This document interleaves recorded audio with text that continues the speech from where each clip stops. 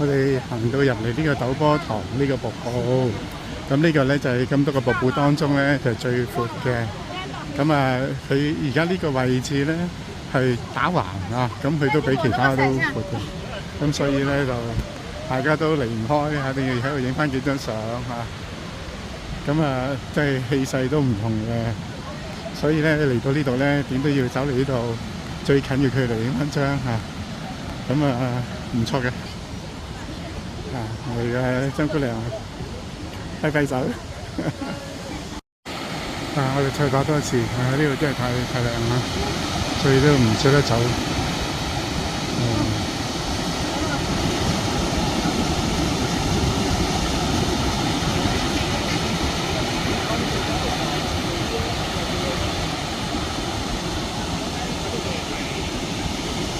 呢個啲瀑布水流由佢隔離出嚟，有啲沼澤地方。咁有咗船啦，同埋嗰啲橋啦，好多橋啦。所以呢個都係非常之唔錯。呢個就係陡坡嘅瀑布。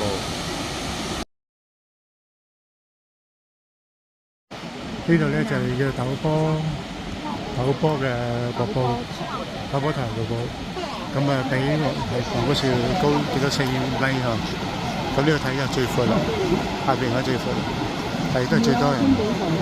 咁聽聞咧就對面咧就係個鯉魚角拍戲個地方，呢度西湖記拍片嚇。好。